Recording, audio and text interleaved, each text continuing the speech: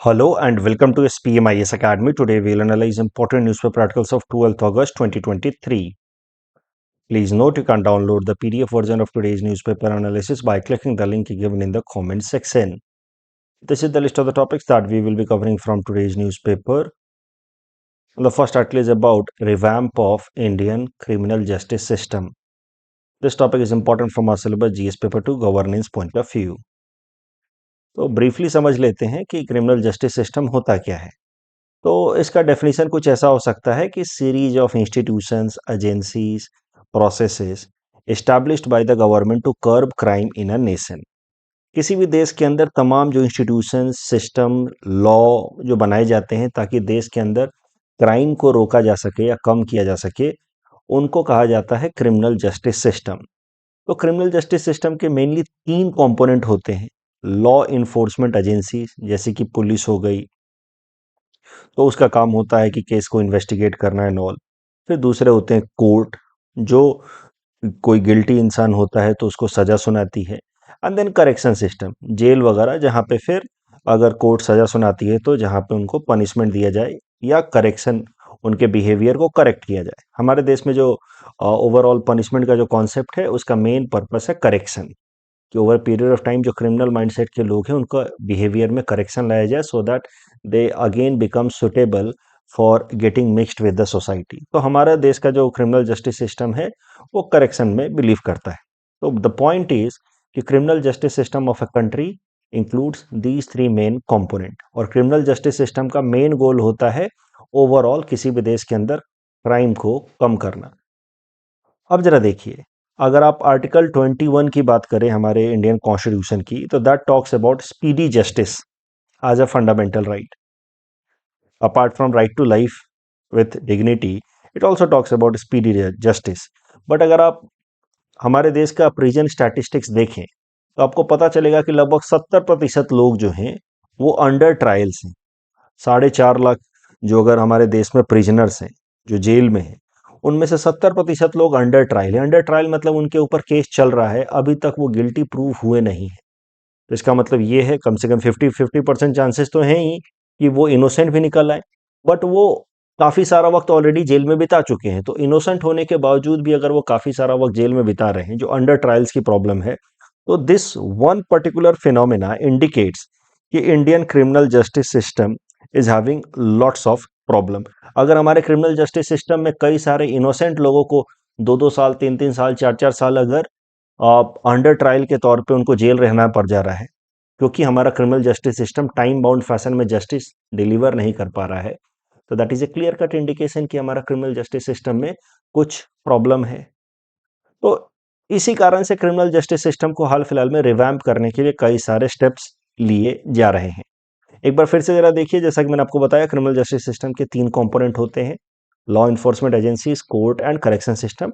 Court की जहां तक बात है तो आपको पता है कि हमारे देश में एक अ, इन एक यूनिफाइड स्ट्रक्चर है जुडिशरी का, where we have having lower courts and then we are having district court, then high court and then supreme court. This is our integrated judicial system in our country. एक बस additional fact है कि जैसे district level पे जब district जज criminal matters को सुनते हैं तो उसी जज को कहा जाता है सेशन जज, और कोर्ट को कहा जाता है सेशन कोर्ट, जबकि सिविल मैटर्स के लिए फिर वो डिस्ट्रिक्ट कोर्ट और जज को कहा जाता है डिस्ट्रिक्ट जज, राइट। तो मुद्दा यह है कि डिस्ट्रिक्ट लेवल पे जो क्रिमिनल मैटर्स को सुनवाई करने वाली कोर्ट होती है उसको हम लोग कहते हैं सेशन कोर्ट। अब एक और बात देखिए, मैंने आपको बताया कि क्रिमिनल जस्टिस सिस्टम के 3 मेन कंपोनेंट हैं, law enforcement agencies, police, court and correction system. इन तीनों के बीच में एक इम्पॉर्टेंट थ्रेड का काम करता है, एक इम्पॉर्टेंट कनेक्शन का काम करता है क्रिमिनल लॉज। जो क्रिमिनल जस्टिस सिस्टम में जो लॉज हैं, जो इन क्रिमिनल जस्टिस सिस्टम को बाइंड करते हैं या गाइड करते हैं, इस criminal laws are very important. और 3 इंपॉर्टेंट क्रिमिनल लॉज है, वैसे तो और भी कई सारे क्रिमिनल लॉज हैं, but 3 important criminal laws are important thread between the criminal justice system. ये 3 क्रिमिनल लॉज हैं, Indian penal code of 1860, CrPC of 1974 and evidence act of 1873। तो क्रिमिनल लॉज की जरा बात कर लेते हैं। इंडियन पीनल कोड 1860 का, देखिए, इंडियन पेनल कोड में कैसा है, वो ब्रिटिशर्स के टाइम में ही एक एग्जॉस्टिव लिस्ट बनाई गई थी कि कौन कौन सी एक्टिविटीज को इंडिया के अंदर क्रिमिनल एक्टिविटी कही जानी चाहिए, उसकी एक एग्जॉस्टिव लिस्ट बनाई गई। उसको एक सबको एक आप कह सकते हैं एक कोडिफिकेशन भी दिया गया। जैसे यहाँ पे स्निपेट मैंने दे रखा है, सेक्शन 171A। तो इलेक्टोरल राइट्स आर डिफाइंड, और उसमें अगर कोई करप्शन होता है तो that would be a crime under section 171A। ये आईपीसी ऑफ 1860 उसका ही स्निपेट है। ब्राइबरी इज अ करप्शन और bribery is a criminal offence under section 171B।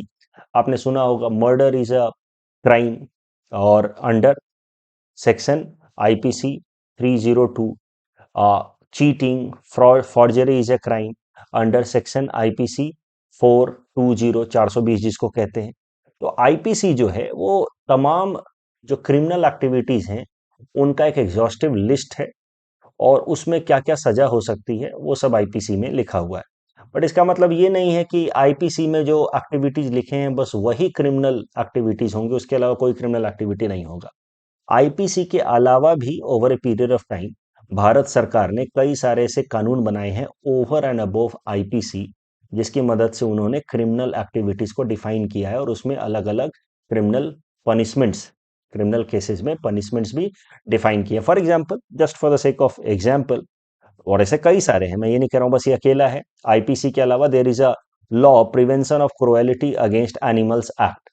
तो इसके अंतर्गत अगर आप एनिमल्स के अगेंस्ट क्रुएलिटी करते हैं तो that would also be considered as a criminal offence, but it is not mention in IPC, yet it is a criminal offence. IPC में ध्यान देने वाली बात यह है कि आईपीसी में तो तमाम क्रिमिनल एक्टिविटीज या क्रिमिनल एक्ट्स को मेंशन किया गया है कि ये काम करना, मर्डर करना, attempt to murder, rape, forgery, cheating, bribery, ये सब क्रिमिनल एक्टिविटीज हैं। सबको एक सेक्शन दिया गया है और उसके अगेंस्ट फिर पनिशमेंट भी डिफाइन किया गया है। ये सब तो है ही, बट एक जो थ्योरेटिकल बात है आईपीसी में, जो आईपीसी के एग्जॉस्टिव लिस्ट को बनाने में फॉलो किया गया है, वो ये है कि in order to be held liable under IPC, the accused must possess both mens rea means guilty mind and actus rea guilty act। ये क्या बात है, जरा समझिए। ये जो पॉइंट है it is important for ethics paper also. देखिए, कोई भी इंसान अगर कोई भी एक्टिविटी करता है, उसको उसके लिए क्रिमिनल तभी माना जाना चाहिए या दोषी तभी माना जाना चाहिए जब उसने एक तो वो एक्टिविटी की हो, ऑफ कोर्स फॉल्स एलिगेशन नहीं होना चाहिए। दूसरा, वो एक्टिविटी उसने सोच समझ करके की हो, जानबूझ करके की हो। गलती से अनइंटेंशनल तरीके से अगर आपसे कोई काम हो जाता है तो उसके लिए आपको क्रिमिनल दोषी नहीं माना जा सकता है, क्रिमिनल नहीं करार किया जा सकता है। तो that is important for ethics paper also. Ethics में एक अक्सर सवाल पूछ लिया जाता है मेंस में कि कौन से एक्टिविटीज हैं जहां पे उस एक्शन को एथिकल है या नहीं है हम लोग जज कर पाते हैं। तो कोई भी एक्शन एथिकल है या नहीं है, ये क्वेश्चन रेज करने से पहले हमें देखना होगा कि क्या वो एक्शन इंटेंशनल तरीके से किया गया है। मतलब आपने एक्शन तो किया है लेकिन क्या सोच समझ के किया है। मेंस रिया मतलब गिल्टी माइंड, आपने सोच के किया है और एक्ट आपने किया हो। राइट, मैं एग्जांपल दूंगा, आपको बेहतर समझ आ जाएगा। आपसे आप ड्राइविंग कर रहे हैं और अगर आपसे एक्सीडेंट हो जाए, अगर गलती से एक्सीडेंट हो गया है, तब भी आपने किसी को मारा है, अगर एक्सीडेंट में आप किसी को मार देते हैं तो that is a guilty act. Action तो है ही, but not a guilty mind, so in that case IPC will not be applied. So the point is, ethics paper में भी इस पे सवाल पूछे हैं यूपीएससी ने एक दो बार कि द क्वेश्चन अबाउट लीगैलिटी और morality of an action arises only when it is conducted in intentional manner। अगर कोई भी काम आप इंटेंशनल तरीके से करते हैं तब तो उसके ऊपर सवाल उठता है कि आप ये क्रिमिनल एक्टिविटी की है या अनएथिकल एक्टिविटी की है। गलती से अगर कुछ भी आपसे हो गया तो that can not be considered as an illegal criminal activity और अनएथिकल एक्टिविटी, राइट। तो ये वर्ड याद रखिएगा, एथिक्स पेपर में काम आएगा या एसए में भी काम आएगा। Mens rea guilty mind and actus rea guilty act. IPC is applicable entire India. फिर आईपीसी के अलावा जो दूसरा क्रिमिनल लॉ है वो है सीआरपीसी। सीआरपीसी में तमाम प्रोसीजर लिखे गए हैं कि अलग अलग क्राइम के अंतर्गत क्या क्या प्रोसीजर होना चाहिए। किस केस में कैसे एफआईआर होना चाहिए, कैसे फिर कोर्ट में कैसे जज को उस तरह के क्रिमिनल के खिलाफ सजा सुनानी चाहिए। तो बेसिकली सीआरपीसी काफी लेट लाया गया 1974 में, जिसमें अलग अलग क्रिमिनल एक्टिविटी में क्या पुलिस का रोल होना चाहिए, जज को कैसे सजा सुनानी चाहिए, ये सारी चीजें सीआरपीसी में लिखी हैं।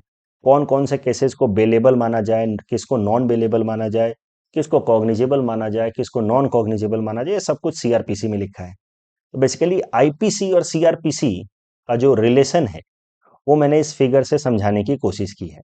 कुछ दिनों पहले भी ये मैंने न्यूज़पेपर एनालिसिस में किया था, फिगर में एक्सप्लेन किया था। मान लीजिए किसी आदमी ने आपके दोस्त को गोली मार दी, या आप हैं और आपके दोस्त को गोली मार दी। आप जाएंगे पुलिस स्टेशन और पुलिस वाले से बोलेंगे सर मेरे दोस्त को किसी ने गोली मार दी। अब पुलिस वाला जो है वो पहले आईपीसी में देखेगा कि गोली मार करके या किसी का मर्डर करना ये क्रिमिनल ऑफेंस है कि नहीं। तो उसको आईपीसी 302 में, सेक्शन 302 में पता लग जाएगा कि हाँ ये तो क्रिमिनल ऑफेंस है। फिर वो एफआईआर रजिस्टर करेगा, फिर वो उस इंसान को अरेस्ट करेगा और कोर्ट के सामने रखेगा। तो आईपीसी में बस उसने देखा कि 302 के अंतर्गत ये क्रिमिनल ऑफेंस है। अब उसके आगे सीआरपीसी जो है वो बताता है कि पुलिस ऑफिसर के क्या क्या रोल हैं, इसके आगे क्या उसकी रिस्पॉन्सिबिलिटी है। तो CrPC talks about the actions that the police officer और enforcement agencies and court must take. तो सीआरपीसी, अब देखिए, these are the various steps for police to be followed and then various steps to be court to be followed once a crime has been committed. So CRPC and IPC have a organic relation. IPC कौन कौन सी activities को criminal offence माना जाना चाहिए वो बताता है, और सीआरपीसी फिर उसमें कैसे सजा होनी चाहिए वो बताता है। तो दो कानून तो हमने बात कर ली, राइट, जो क्रिमिनल जस्टिस सिस्टम के बीच में थ्रेड का काम करते हैं, आईपीसी, सीआरपीसी। अब तीसरा कानून है एविडेंस एक्ट। एविडेंस एक्ट 1873 का है। इसको मैं ज्यादा डिटेल में नहीं बताऊंगा, बस मोटा मोटा ये बताऊं, क्योंकि देखिए मैं उतना ही बताता हूं जितना सिविल सर्विसेज के लिए जरूरी है। हमें आईपीसी के सेक्शंस नहीं रटने हैं सिविल सर्विसेज एग्जाम के लिए, सीआरपीसी के सेक्शंस नहीं रटने हैं सिविल सर्विसेज एग्जाम के लिए, वो कभी नहीं पूछेगा, ठीक है। लॉ ऑप्शनल में पूछता होगा, that I am not aware of, otherwise GS में वो कभी नहीं पूछेगा। तो मैं उतना ही बता रहा हूँ जितना आपको सिविल सर्विसेज एग्जाम में जीएस पर्सपेक्टिव से जानना चाहिए। तो तीसरा कानून है evidence act, evidence act of 1873। इसमें सरल भाषा में यह बताया गया कि कैसे कैसे जो एविडेंसेस हैं वो कोर्ट के अंदर सबमिसिबल होंगे, यानी कि हमारा क्रिमिनल जस्टिस सिस्टम किन किन चीजों को एविडेंस के तौर पे मानेगा। मैं बस इसको समझाने के लिए मूवी वाला ये इमेज दिया था, जॉली एलएलबी। अगर आपने मूवी देखी हो पहली वाली, तो उसमें जो हीरो है अरशद वारसी, वो केस करता है, एक पीआईएल फाइल करता है। उसमें वो कहता है कि सर देखिए इस अखबार में छपा था कि इसने मर्डर किया है, देखिए सर इस अखबार में भी छपा था कि इस आदमी ने मर्डर किया है, उस दिन न्यूज चैनल में बोला था उन्होंने कि इस आदमी ने मर्डर किया है।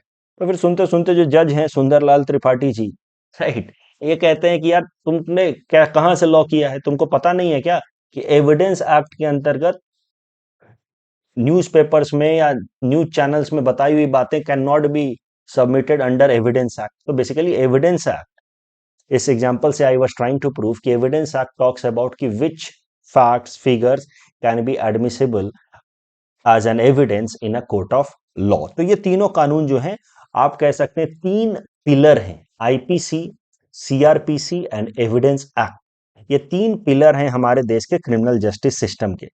और ये तीन इंस्टीट्यूशंस हैं, लॉ इन्फोर्समेंट एजेंसी जैसे कि police, court and correction system जैसे कि जेल, ये तीन इंस्टीट्यूशंस हैं और ये तीन कानून तीन पिलर हैं। अब मौजूदा न्यूज देखिए, भारत सरकार ने बहुत बड़ा फैसला लिया है।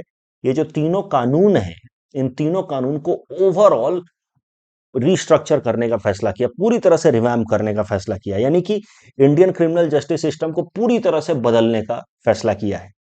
और उम्मीद है कि इससे एक मेजर जो प्रॉब्लम है हमारे देश की, जस्टिस मिलने में जो काफी ज्यादा वक्त लगता है, जिसको हम लोग कई बार कहते हैं ना, क्लीशे है लेकिन है, फैक्ट है कि justice delayed is justice denied, इस प्रॉब्लम को एड्रेस करने की कोशिश की जाएगी।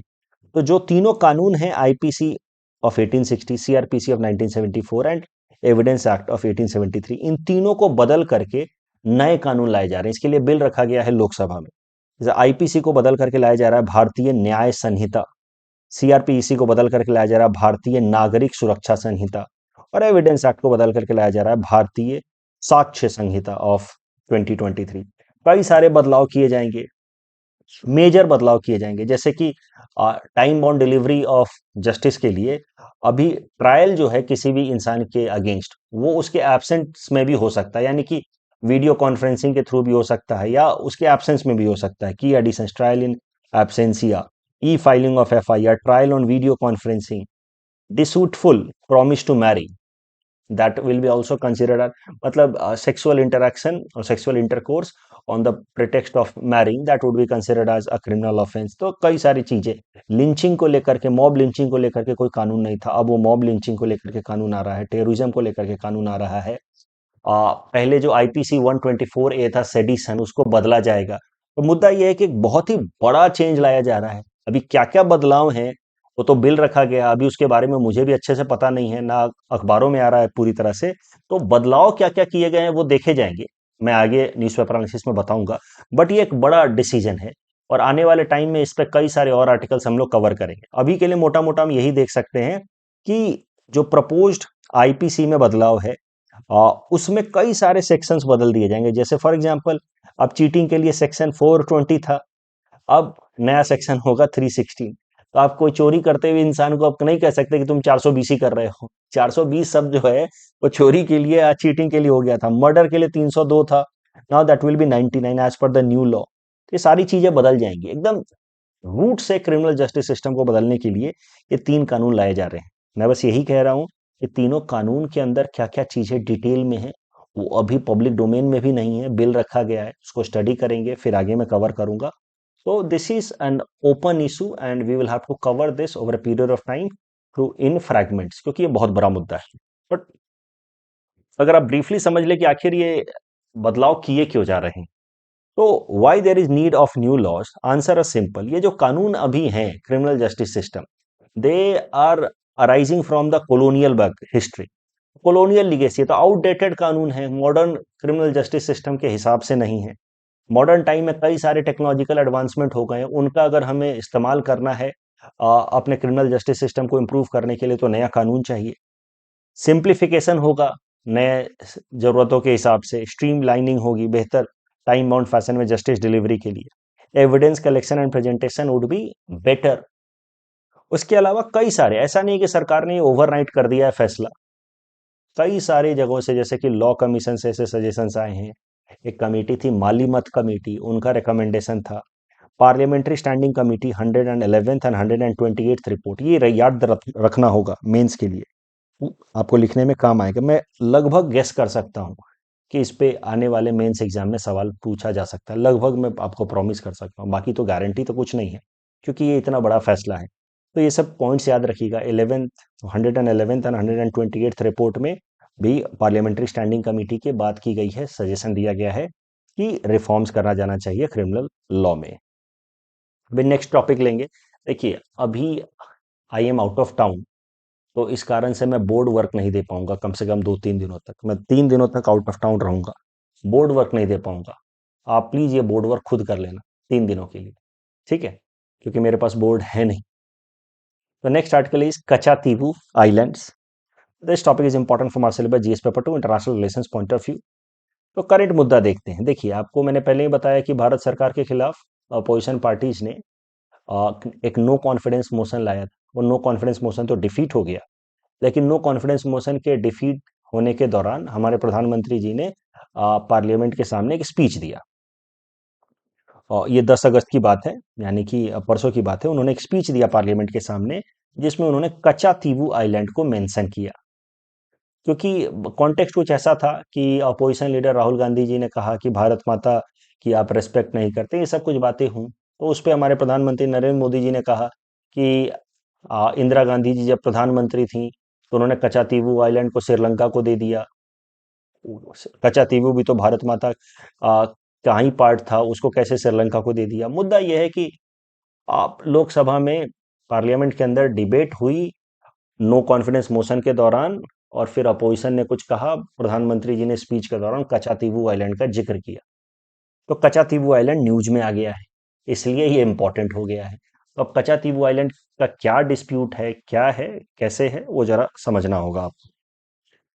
ठीक है, आप अगर ध्यान से देखिए तो कचा तीवू आइलैंड, आप देखिए इंडिया के और श्रीलंका के बीच में, यहाँ पे ये जो मन्नार आइलैंड है श्रीलंकन साइड में, और हमारे इंडियन साइड में रामेश्वर आइलैंड, इसके बीच में यहाँ पे कहीं पे पड़ता है कचा तीवू इन गल्फ ऑफ मन्नार, कचा Theevu island.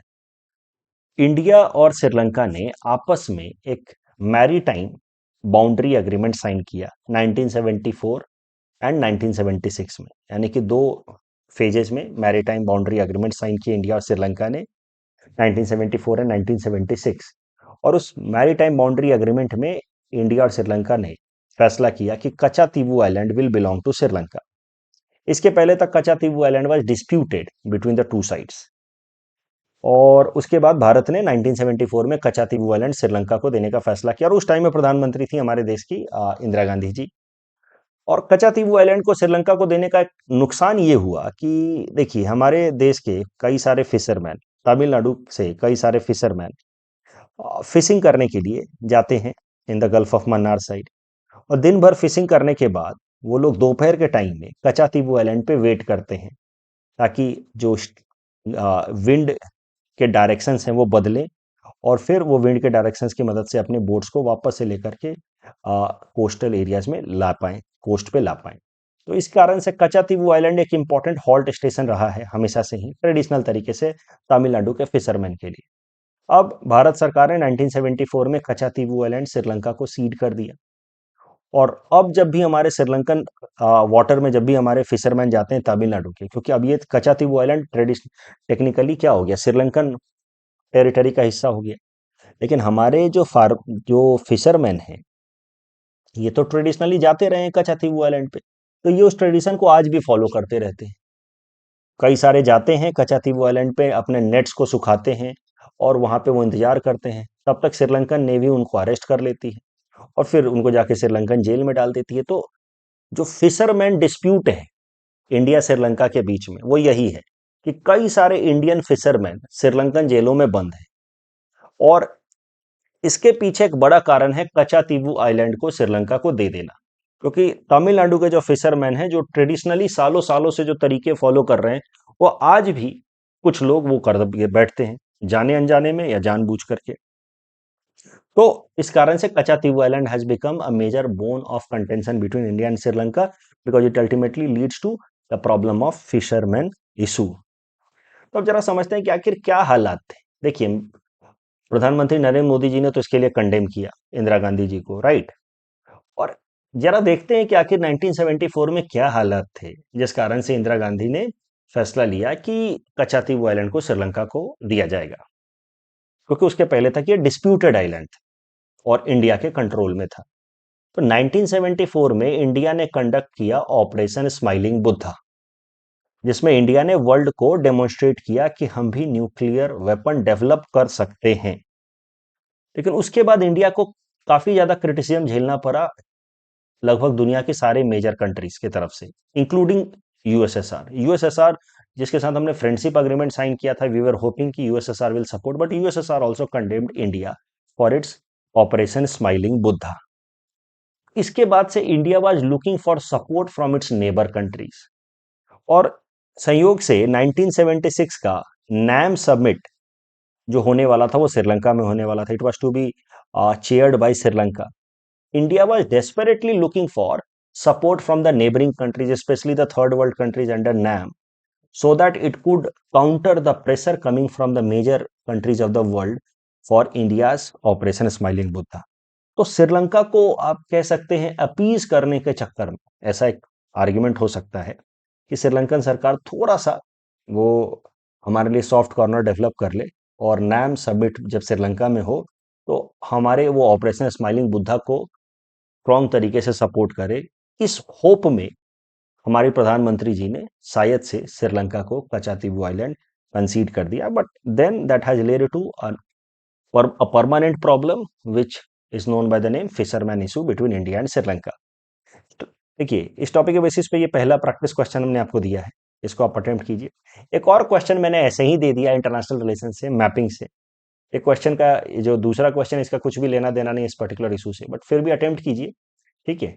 and submit the answer in the comment section. The next article is about index of industrial production, which is only 3.7% in June. हाल फिलहाल में रिपोर्ट आई है. तो this topic is important from our syllabus GS paper 3 Indian economy point of view. देखिए, अभी IIP 3.7% हो गया. ये डेटा रटने की जरूरत नहीं है. हर महीने कितना आईआईपी है ये सब रटने की जरूरत नहीं है कि जून में इतना था, जुलाई में कितना था.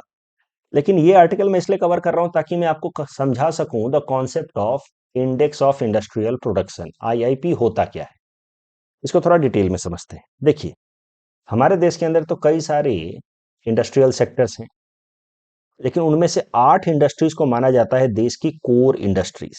और वो 8 इंडस्ट्रीज हैं coal, crude oil, natural gas, refinery, electricity, fertiliser, cement and steel. इनको कोर इसलिए माना जाता है क्योंकि they are very important, very fundamental as far as economic progress of our country is concerned. इसीलिए इनको कहा जाता है core. You can say that these industries have multiplier effect on our economy. Multiplier मतलब अगर इनमें स्लो डाउन होगा तो that will lead to slow down in overall economy. For example, अगर कोल में स्लो डाउन हुआ तो फिर पावर प्रोडक्शन में स्लो डाउन होगा. पावर प्रोडक्शन में स्लो डाउन होगा तो फिर तमाम सेक्टर्स में स्लो डाउन आ जाएगा, तमाम इंडस्ट्रियल सेक्टर में स्लो डाउन आएगा. तो इसीलिए इनको कहा गया कोर इंडस्ट्रीज. ये 8 कोर इंडस्ट्रीज है, उनमें भी सबका अलग अलग वेटेज है. किसी का वेटेज ज्यादा है, किसी का कम है. जी, सबसे ज्यादा वेटेज है रिफाइनरी का. उसके बाद वेटेज है इलेक्ट्रिसिटी का. अगर सबसे कम वेटेज देखा जाए तो वो है फर्टिलाइजर का. आई होप आपको कोर इंडस्ट्रीज के बारे में समझ आ गया. अब जरा देखते हैं concept index of industrial production, IIP.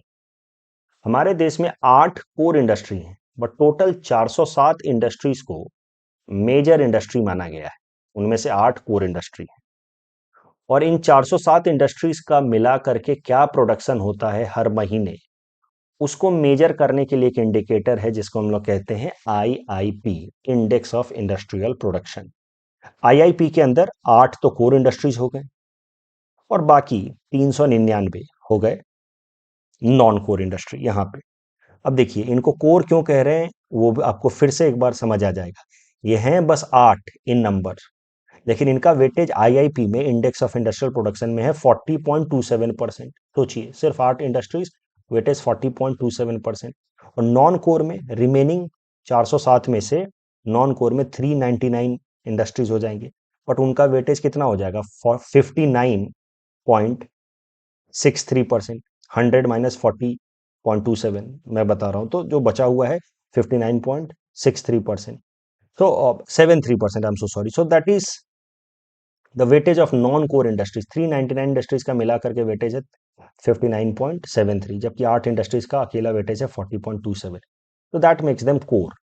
लेकिन ओवरऑल 407 इंडस्ट्रीज को माना जाता है मेजर इंडस्ट्रीज. और मेजर इंडस्ट्रीज का कितना मंथली प्रोडक्शन हो रहा है उसको मेजर करने के लिए एक इंडिकेटर डेवलप किया गया है जिसका नाम है index of industrial production, which is measured by NSO. और इसका बेस ईयर है 2011-12. जस्ट लाइक जैसे जीडीपी मेजर करने के लिए बेस ईयर होता है, इंडेक्स ऑफ इंडस्ट्रियल प्रोडक्शन को मेजर करने के लिए बेस ईयर है 2011-12. इसमें से 407 इंडस्ट्री है, 407 में से 8 कोर सेक्टर है जिनका वेटेज है 40.27. अगर 407 इंडस्ट्रीज को हम लोग देखें तो उसमें से एक है माइनिंग, दूसरा है इलेक्ट्रिसिटी, और 405 तरह के मैन्युफैक्चरिंग इंडस्ट्रीज हैं इसके अंदर. तो अगर दूसरे तरीके से क्लासिफिकेशन देखा जाए तो आईआईपी के अंदर 3 कंपोनेंट आता है, माइनिंग, मैन्युफैक्चरिंग एंड इलेक्ट्रिसिटी. और 405 सेक्टर्स हैं मैन्युफैक्चरिंग में, उनका वेटेज है 77% के आसपास. इलेक्ट्रिसिटी का वेटेज है 7.99 के पास एंड माइनिंग का वेटेज है 14.73% के आसपास. अब करंट न्यूज पे आते हैं. तो करंट न्यूज ये है कि इंडिया का index of industrial production in the month of June this year was only 3.7%, which is of course not a good growth rate. तो इंडेक्स ऑफ इंडस्ट्रियल प्रोडक्शन अच्छा नहीं रहा जून महीने में, वही था न्यूज. लेकिन मैं नहीं चाहता कि आप इसको रटें. इंडेक्स ऑफ इंडस्ट्रियल प्रोडक्शन 3.7% होने का क्या मतलब है, इंडेक्स ऑफ इंडस्ट्रियल प्रोडक्शन का 3.7% ग्रोथ होने का क्या मतलब है इन द मंथ ऑफ जून 2023. इसका मतलब ये है कि जून 2023 में हमने जो भी इंडस्ट्रियल प्रोडक्शन किया वो जून 2022 की तुलना में 3.7% ज्यादा था. That is the simple meaning, which is of course not a decent growth. अगर overall index of industrial production देखिए, ये ग्रीन कलर से दिखाया 2022-23 का, रेड कलर से दिखाया 2021-22 का हर महीने में, और ये फिर ब्लू कलर से दिखाया है 2023-24 का, मौजूदा साल का। ये ग्राफ जो है एनएसओ के वेबसाइट से लिया है मैंने। ये अपडेटेड नहीं है, अप्रैल महीने तक का है। फॉर एग्जाम्पल, अब मई महीने तक, I am so sorry. For example आप ये देखिए, मई महीने में 2023-24 मई महीने में index of industrial production IIP overall है 128। इसका मतलब ये है कि बेस ईयर की तुलना में 2011-12 के मई महीने के तुलना में 2023-24 के मई महीने तक में हमने इंडस्ट्रियल सेक्टर में 28% का ग्रोथ रजिस्टर किया है। राइट। याद कीजिए, जो बेसिक फाउंडेशन क्लास में मैं क्या पढ़ाता हूं, सीपीआई या डब्ल्यूपीआई बताता है inflation with respect to base year. Similarly IIP बताता है growth with respect to base year. और फिर आईआईपी में कितना अंतर है, उसके लिए फिर करंट ईयर और प्रीवियस ईयर लिया जाता है। तो आईआईपी ग्रोथ 3.7% टेल्स की growth in the month of June with respect to month of June 2022, and overall IIP tells की overall growth with respect to base year. I hope I have been able to make the concept clear to you all. इस topic के basis पे ये दो prelims practice question हमने आपको दे रखे हैं. Please attend this question and you can submit the answer in the comment section. The next article is about Kamakhya Corridor Project. The project still lacks consensus in Neelachal Hill residents. ये क्या है project, वो जरा समझते हैं. This topic is important for our syllabus GS paper 5 Assam issues point of view. देखिए, जो Kamakhya temple है हमारे स्टेट का, one of the most important tourist destination for Assam. तो कामाख्या टेम्पल में हाल फिलहाल में हो क्या रहा है कि जब भी कोई इम्पोर्टेंट सेरेमनी होती है, खासकर अम्बुबाची मेला होता है, तो पिलग्रिम्स की भीड़ हो जा रही है ज़्यादा और इंफ्रास्ट्रक्चर उसको सपोर्ट नहीं कर पा रहा है. इस कारण से कामाख्या जो टेम्पल का कॉरिडोर है ओवरऑल या इंफ्रास्ट्रक्चर, उसको डेवलप करने के लिए एक प्रोजेक्ट लाया जा रहा है भारत सरकार द्वारा, स्टेट गवर्नमेंट द्वारा, I am so sorry, Kamakhya corridor project. This Kamakhya corridor project is being developed in line with the Kashi Vishwanath corridor project. Kashi Vishwanath temple या उसके आसपास का इंफ्रास्ट्रक्चर जैसे डेवलप किया गया है, उसी लाइन में कामाख्या टेम्पल कॉरिडोर को भी डेवलप किया जा रहा है, जिसमें there will be better privileges और बेटर इंफ्रास्ट्रक्चर फॉर दिव्यांग या एल्डरली पिलग्रिम्स. देखिए कितना अंतर आ जाएगा. अभी जो ओवरऑल जो टेम्पल का एरिया है वो 3000 स्क्वायर फीट है, उसको बढ़ा करके 1 लाख स्क्वायर फीट किया जाएगा, और वो भी 3 लेवल पे. वो कैसे होगा that I don't know, but master plan is ready. अभी जो टेम्पल के लिए जो रास्ते हैं वो 8 से 10 फीट वाइड हैं, उसको 27 से 30 फीट वाइड किया जाएगा. एंड कैपेसिटी बनाई जाएगी कि डेली बेसिस पे कम से कम 10,000 पिलग्रिम्स को अटेंड कर पाए हमारा टेम्पल कॉरिडोर. तो अभी इसी को लेकर के फिर प्रॉब्लम है कि जो, क्योंकि हमारा जो टेम्पल है नीलांचल हिल पे है, नीलांचल हिल पे है, तो नीलांचल हिल के जो रेजिडेंट्स हैं they are not in consensus कि ये कॉरिडोर प्रोजेक्ट लाना चाहिए. तो वहाँ पे कंसेंसस बनना में थोड़ा कठिनाई हो रही है. But let us see some other things about Kamakhya temple architecture. Kamakhya temple को अगर आप देखें इसके आर्किटेक्चर को, तो इसमें आपको एक यूनिक कॉम्बिनेशन दिखेगा नागरा स्टाइल का और सार्सेनिक, जिसको हम लोग मुगल स्टाइल कहते हैं. तो नागरा एंड मुगल स्टाइल का एक यूनिक कॉम्बिनेशन है जो और कहीं नहीं मिलता है. इसको हम लोग कहते हैं Nilanchal style of architecture. And this is the only temple of Assam that is having fully developed ground plan. इसके अंदर 5 चेंबर्स हैं, उसके गर्भगृह, अंतराला, ये सब तो होता ही है, जगन मोहन. राइट. लेकिन एक ध्यान देने वाली बात ये है कि हमारा जो कामाख्या टेम्पल आर्किटेक्चर, उसमें आप देखो जो सुपर स्ट्रक्चर पार्ट है वो अलग अलग डोम्स के लिए अलग अलग है. यहाँ का सुपर स्ट्रक्चर देखो अलग तरीके का है, यहाँ का अलग है, यहाँ का अलग है. Super structure of each of the every chamber exhibits different architectural features. कल जो हमने आपको प्रैक्टिस क्वेश्चन दिया था उसका आंसर देख लेते हैं. ग्रीन हाइड्रोजन पहला प्लांट जोरहट में. Hawking's monetary policy means contractionary monetary policy, यानी कि increased interest rates. Department of public enterprises works under ministry of finance. That's all from our side for today. Thanks for watching.